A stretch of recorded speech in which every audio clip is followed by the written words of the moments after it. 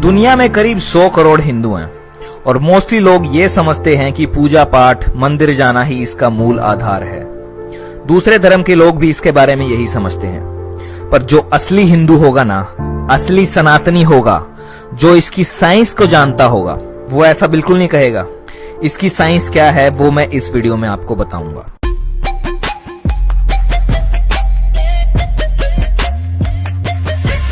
इसकी साइंस इतनी गहरी है कि दुनिया भर के बड़े बड़े क्वांटम फिजिसिस्ट, मॉडर्न साइंटिस्ट ने हिंदुइज्म के वेद उपनिषद पढ़े हैं, अध्ययन किया है, जिसमें एल्बर्ट आइंस्टाइन से लेके Niels Bohr, Erwin Schrödinger, Werner Heisenberg और निकोला टेस्ला का नाम भी आता है।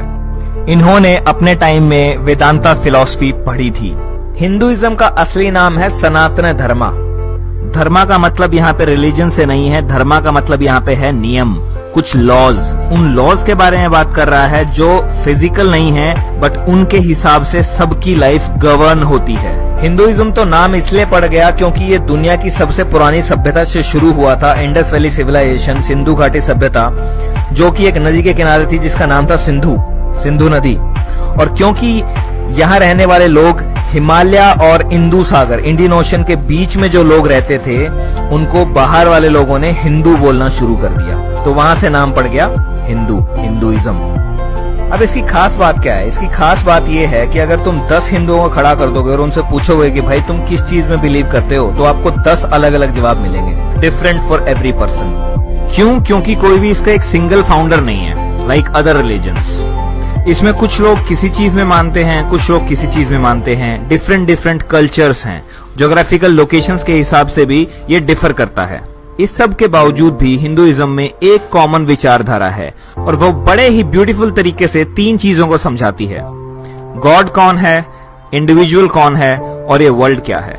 तो वो ऐसे है कि एक ब्राह्मण होता है, ब्राह्मण, इसको जाति वाला ब्राह्मण मत समझना, वो अलग है, वो कास्ट है। और ब्रह्मा भी मत समझना, क्रिएटर, वो भी अलग है, BRAHMAN। एक ब्राह्मण होता है ऑल परवेडिंग एनर्जी, जो सब कुछ है, वहीं से शुरुआत है और वहीं से अंत है। वो ना कभी आया और ना कभी गया, वो हमेशा है। True reality of things. ये शेपलेस है, बॉडीलेस है, जेंडरलेस है, कलरलेस है। It can not be described, it can only be experienced. तो ये है ब्राह्मण, परमात्मन। अब इस ब्राह्मण की इटर्निटी को समझने के लिए एक श्लोक है संस्कृत में, ओम पूर्णमदम पूर्णमिदम पूर्णात् पूर्णम उदच्यते पूर्णस्य पूर्णमादाय पूर्णमेवावशिष्यते। इसका सिंपल मतलब है, infinite has already existed, it will continue to exist, and from that infinite even if a infinite is taken out it remains infinite. मतलब वो इनफाइनाइट है, अनंत है, उसमें से अगर इनफाइनाइट भी निकाल दोगे तो भी वो इनफाइनाइट ही रहेगा, अनंत ही रहेगा। ये है ब्राह्मण, परमात्मन। अब इस ब्राह्मण में से, इस परमात्मन में से निकलते हैं छोटे छोटे टुकड़े, जिसे बोलते हैं आत्मन, जो आप में है, मुझ में है, पशुओं में है, पेड़ पौधों में है। उनमें प्राण है, लाइफ फोर्स, एनर्जी है। Pieces that comes out of Brahman, ये एनर्जी है। E=mc², आइंस्टाइन ने जो बताया था, वही सेम चीज। अब ये आत्मन एंटर करता है माया में। माया मतलब प्रकृति। ब्राह्मण सोर्स ऑफ क्रिएशन है और प्रकृति primordial matter and activating energy है, यानी कि नेचर और क्रिएशन इटसेल्फ। पुरुष प्रकृति, Shiv Shakti, cosmic father, cosmic mother, जगत पिता, जगत माता, masculine principle and feminine principle. पुरुष क्रिएशन का सोर्स है और प्रकृति खुद क्रिएशन है। अब ब्राह्मण से प्रकृति निकली है, ब्राह्मण से माया निकली है। ब्राह्मण इनफाइनाइट है, माया भी इनफाइनाइट है, पुरुष इनफाइनाइट, प्रकृति भी infinite. That infinite proceeds from the infinite. अनंत से ही अनंत निकलता है, and it still remains the Brahman, still remains infinite. तो Brahman is infinite, universe is infinite. अब ये यूनिवर्स जो ये क्रिएट हो रखा है, प्रीमोडियल मैटर, ये माया है, ब्राह्मण की माया, या कह लो शिव की माया। अब आत्मन को बॉडी मिली है, तो आत्मन ड्राइवर है और ये बॉडी एक कार की तरह है। एक कार नहीं चल सकती विदाउट द ड्राइवर, समझ रहे हैं? सिमिलरली इस बॉडी नहीं चल सकती विदाउट द आत्मन। आपने पढ़ा होगा, energy can neither be created nor be destroyed, it can only convert from one form to another. ये वही एनर्जी है, वही आत्मन है। जब ये माया में या प्रकृति में एंटर करती है तो ये मैटर एक्वायर कर लेती है, बॉडी एक्वायर कर लेती है। आत्मन is surrounded by physical structure. Called body. अब आत्मन अपने आप को रिवील करती है कॉन्शियसनेस के थ्रू, चेतना के थ्रू, और ये कॉन्शियसनेस या चेतना इंटरेक्ट करती है बॉडी के साथ, बॉडी इंटरेक्ट करती है माया के साथ, प्रकृति के साथ। और ये इंटरेक्शन होता है 3 तरीकों से, या सात्विक गुणों से, या राजसिक गुणों से, और या तामसिक गुणों से। हर इंटरेक्शन में कर्म जनरेट होता जाएगा। अच्छा सोचोगे, अच्छा करोगे तो पॉजिटिव कर्म जनरेट होगा, और बुरा करोगे, बुरा सोचोगे तो नेगेटिव कर्म जनरेट होगा। अब ये जो आत्मन है, एनर्जी है, इसके लिए ये श्लोक है जो गीता में कृष्ण ने बोला है, नैनम छिदंती शस्त्राणि नैनम दहती पावक न चैनम क्लदयन्ते आपो न शोषयति मारुत। न शस्त्र आपको काट सकता है, न अग्नि आपको जला सकती है, न जल आपको गीला कर सकता है, और न ही हवा आपको सुखा सकती है। आत्मा अमर है, अजर है, सर्वज्ञ है, सनातन है। जिस तरह से हम कपड़े बदलते हैं उसी तरीके से आत्मा एक शरीर छोड़कर नया शरीर धारण कर लेती है। और जब ये आत्मन माया में एंटर करता है तो इस माया के अंदर आपका साइकिल स्टार्ट हो जाता है कर्म का। मतलब इस रेक्टेंगल के अंदर लिखा हुआ है लॉ ऑफ कर्मा। मतलब आत्मन ने यहाँ पे एंटर किया और उसका कर्म साइकिल स्टार्ट हो गया यहाँ से। यह आत्मन ने माया में एंटर किया, यहाँ पे जन्म हुआ, birth, disease, old age, death, birth, disease, old age, death, birth, disease, old age, death. ये चलता रहेगा, चलता रहेगा, चलता रहेगा, चलता रहेगा। बार बार जन्म होता रहेगा, बार बार मरते रहेंगे, बार बार जन्म होता रहेगा, मरते रहेंगे। ये इसकी कोर फिलोसफी है। अब जिस तरीके से फेसबुक के सर्वर होते हैं वो सब कुछ रिकॉर्ड करते हैं कि कहां से आया, कितने बजे आया, क्या क्लिक किया, क्या लाइक किया, क्या कमेंट किया, क्या लाइक करके अनलाइक किया, ये सारी चीजें वो जैसे वो रिकॉर्ड करता है। इसी तरीके से माया में इनविजिबल सर्वर्स लगे होते हैं जो हर चीज को नोट कर रहे हैं कॉस्मिक रजिस्टर्स में। आपका एक एक कर्म नोट होता है, रजिस्टर्स में चढ़ता जाता है, पॉजिटिव और नेगेटिव का बैलेंस बनता चला जाता है। जब शरीर की मृत्यु होती है उस समय आत्मा का जो भी विचार रहता है और उसके कर्म कैसे थे उसके हिसाब से अगला जन्म डिसाइड होता है। अब देयर आर 6 कैटेगरीज जिसमें जन्म होता है और ये इवोल्यूशन के हिसाब से हुआ है। अब 6 तरीके की रियलिटी है इस 3 डायमेंशनल वर्ल्ड में। पहली है एक्वेटिक, सारे पानी वाले। दूसरी है इंसेक्ट्स एंड रेप्टाइल्स, रेंगने वाले छोटे कीड़े मकोड़े। तीसरी है प्लांट्स। चौथी है एनिमल्स। पांचवी है बर्ड्स और छठी है ह्यूमंस। अब सनातन धर्म ये बिलीव करता है, सनातन का मतलब है इटर्नल, टाइमलेस। उसमें ये बिलीफ है कि जो ह्यूमंस हैं सिर्फ वो ही कर्म जनरेट करते हैं, क्योंकि जो कीड़े मकोड़े हैं या फिर कुत्ता बिल्ली हैं, they are not aware of itself. वो सिर्फ इंस्टिंक्ट्स के आधार पे काम करते हैं, उनका कर्मा जनरेट नहीं होता, उनका कर्मा काउंट नहीं होता है। तो नेगेटिव कर्म जनरेट करोगे तो नीचे की दुनिया मिलेंगी, नीचे के रियलिटीज मिलेंगी, और नीचे सिर्फ कोई कर्म जनरेट नहीं हो सकता है, वहां सिर्फ कर्म भोग सकते हो, वहां कोई कर्म जनरेट नहीं होता है। तो अभी तुम्हें ह्यूमन बर्थ मिला है तो तुम्हारे कर्म बहुत अच्छे थे, इसलिए तुम इंसान बने, क्योंकि सिर्फ ह्यूमंस के पास फ्री विल है, चॉइस है कर्म जनरेट करने की। ये हिंदुइज्म के बेसिक थॉट्स हैं, और ब्रह्मा विष्णु महेश तो अभी तक आए भी नहीं। जो लोग सोचते हैं कि हिंदुइज्म का मतलब सिर्फ मंदिर जाना, पूजा करना है, भक्ति करना है, इसकी पीछे की साइंस क्या है उसको जानो। और ये सबसे पुराना रिलीजन होने के बावजूद भी आज तक इसीलिए खड़ा है क्योंकि ये सनातन है, टाइमलेस है, इसको कोई मार नहीं सकता। कितनी भी कोशिश कर लो इसको मारने की, फिर से उठ के खड़ा हो जाएगा, क्योंकि ये तो सिर्फ एक विचार है।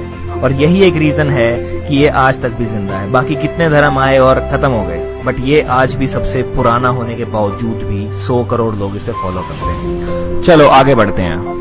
अब आत्मा के कर्म के हिसाब से अगला जन्म मिलता है। तो अब जो ह्यूमन लाइफ मिली है इसमें अच्छे कर्म कर लो, वरना नीचे जाओगे। अपना कार्मिक बैलेंस सुधार लो, और नीचे जाओगे तो केवल बुरे कर्म खत्म होते जाएंगे, नए कर्म अर्न नहीं हो सकते क्योंकि चॉइसेस नहीं है। और अगर आत्मा के कर्म अच्छे हैं तो आपको ये सेंट्रल फिलॉसफी समझ में आएगी। तो कुछ नॉलेज एक्वायर करने के बाद और कुछ स्क्रिप्चर्स पढ़ने के बाद आपको ये समझ में आएगा कि आप एक साइकिल में फंस गए हैं, आपकी डेस्टिनी कहाँ है। तब आप पूरी पावर लगाएंगे इस साइकिल से बाहर निकलने के लिए और अल्टीमेटली मोक्ष अटेन करने के लिए। और मोक्ष सिर्फ मरने के बाद अटेन नहीं होता है, मोक्ष यहाँ रहते रहते मिल जाता है। जब आप ये अच्छे कर्म और बुरे कर्मों से ऊपर उठ जाते हैं, निष्काम कर्म करने लग जाते हैं, तो आपको यहाँ रहते रहते मोक्ष मिल जाता है। आपको ये रियलाइजेशन हो जाता है कि आप आत्मा हैं, और ये रियलाइजेशन हो जाता है कि आत्मा ही परमात्मा है। अद्वैत वेदांता के अकॉर्डिंग तत्त्वम असि, दैट दो आर्ट, मतलब आत्मन इज ब्राह्मण, आत्मा ही परमात्मा है, उसी का हिस्सा तो है, वही तो है। और मोक्ष अगर मिल गया तो आप वापस चले जाएंगे ब्राह्मण के पास, जहां से आप आए थे, परमात्मन के पास, which is the reality of all human beings. But हर कोई इस चीज के लिए अवेयर नहीं हो सकता। जो अवेयर नहीं हो सकता उनके लिए endless cycle of birth death चलता रहेगा। अब ये क्यों हो रहा है? बिकॉज दिस संसार, this world is a Maya, temporary material reality which confuses आत्मन। ये माया आत्मा को कंफ्यूज कर देती है, और ये टेम्परेरी मटेरियल रियलिटी है, ये सच्चाई नहीं है। माया का मतलब है दैट विच इज नॉट, जो है ही नहीं। और जो लोग इसे नहीं समझ पाते वो राजसिक और तामसिक कर्मों में बंध जाते हैं और अल्टीमेटली कोई मुक्ति नहीं मिलती उन्हें। अब एक तरफ तो ये चल रहा है, दूसरी तरफ ये यूनिवर्स खुद से क्रिएट होता है, नर्चर होता है और डिस्ट्रॉय होता है। This has been discovered by 21st century scientist. Big bang, universe expansion and then big crunch. But ये नॉलेज तो हिंदुओं ने 10,000 साल पहले निकाल दी थी कि यूनिवर्स क्रिएट होगा, एक्सपैंड होगा और अल्टीमेटली डिस्ट्रॉय हो जाएगा, अगेन क्रिएट होगा, एक्सपैंड होगा और अल्टीमेटली कोलैप्स हो जाएगा। माया हिस्सा है इस यूनिवर्स के बनने, बढ़ने और बिगड़ने का। संसार, माया, जो इस ब्रह्मांड के अंदर है, वो 4 साइकिल्स के अंदर चल रहा है। सतयुग, त्रेता युग, द्वापर युग, कलयुग, जिसकी रेशो 4:3:2:1 की है, कि जितना टाइम कलयुग का लगेगा उससे 4 गुना सतयुग का होगा, 3 गुना त्रेता का होगा और 2 गुना द्वापर का होगा। अब ये चक्रियां चल रही हैं, इन चक्रियों के अंदर आत्मन की चक्रियां चल रही हैं, लाइफ एंड डेथ की, life and death, life and death, life and death. तो 2 चीज कंटिन्यूअसली इसके अंदर साथ के साथ चल रही हैं। बड़ा युग साइकिल चल रहा है, यूनिवर्स बन रहा है, बढ़ रहा है, बिगड़ रहा है, और साथ के साथ माया के अंदर आत्मन के साइकिल चल रहे हैं। एक और अच्छी इंफॉर्मेशन मैं आपको दे देता हूं कि 2012 में ये कलयुग खत्म हो चुका है और हम दोबारा से द्वापर, त्रेता और सतयुग की तरफ जा रहे हैं। और जो ये टाइम है 2012 से 2032 का, ये अवेकनिंग का टाइम है, जिसके अंदर इस प्लैनेट के ऊपर कॉन्शियसनेस के अंदर बहुत तगड़ा शिफ्ट आ रहा है, जिसकी वजह से लोग अवेक हो रहे हैं और लोग रियलाइज कर पा रहे हैं कि वो एक्चुअली में क्या है, आत्मन है। सब आत्मन है और सब एक हैं। चाहे आप किसी भी धर्म को मानने वाले हों, बट अल्टीमेटली हम सब एक हैं। यही एक रीजन है कि कभी भी हिंदुइज्म ने किसी को कन्वर्ट नहीं किया, क्योंकि वो जानते थे कन्वर्ट क्या करना, सब एक ही तो है। चाहे वो माने किसी भी चीज को, बट ट्रुथ को चेंज नहीं किया जा सकता, वो एक ही है। तो सिंपली ये बोल रहा है कि आपकी लाइफ आपके कर्म पे डिपेंड करती है, जैसे कर्म करोगे उसके हिसाब से आपको रिजल्ट मिल जाएंगे। अब इस कंसेप्ट के सिमिलर टर्म्स पे एक मूवी बनी है जिसका नाम है मैट्रिक्स, जिसने इस रियलिटी को ही क्वेश्चन कर दिया कि रियल क्या है, जिसके अंदर नियो, जिसका मतलब है 1, NEO, मॉर्फियस नियो को यही समझा रहा है पूरी मूवी में कि तुम एक एंडलेस साइकिल के अंदर फंस गए हो, तुम मैट्रिक्स में फंस गए हो, माया में फंस गए हो और इस साइकिल से निकलना है। तो जब नियो एनलाइटनमेंट अचीव करता है, वो गोलियों को रोक देता है अपनी तरफ आते हुए, सब कुछ कर देता है, वो पता नहीं ऐसी ऐसी चीजें कर सकता है जो ह्यूमनली पॉसिबल ही नहीं है, जो या तो कृष्णा ने अपने टाइम में की थी या राम ने अपने टाइम में की थी। और इस कंसेप्ट को समझने के बाद जब आप वो मैट्रिक्स मूवी देखेंगे तो आपको और क्लियरली समझ में आएगा कि ये कंसेप्ट भी और वो मूवी भी। तो एक संस्कृत में सेइंग है, ब्राह्मण सत्य जगत मिथ्या, means Brahman is real and this world which you experience through your senses is just myth।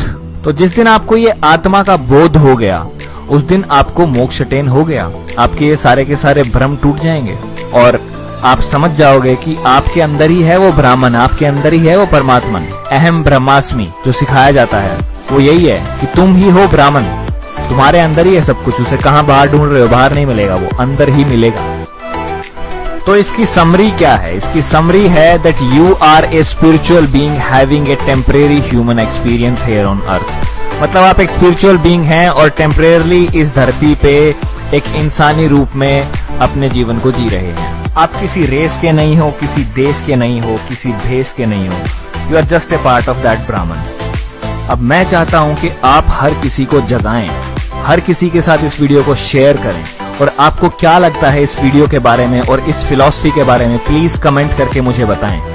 अगर किसी चीज पे आपको डाउट है तो मैंने डिस्क्रिप्शन में लिंक दिए हैं, आप उन पे जाके फर्दर रिसर्च कर सकते हैं। अगर ये वीडियो आपको पसंद आई है तो प्लीज इसे लाइक करें, चैनल को सब्सक्राइब करना बिल्कुल मत भूलें क्योंकि मैं सिमिलर टाइप का कंटेंट इस चैनल पे लाता रहूंगा।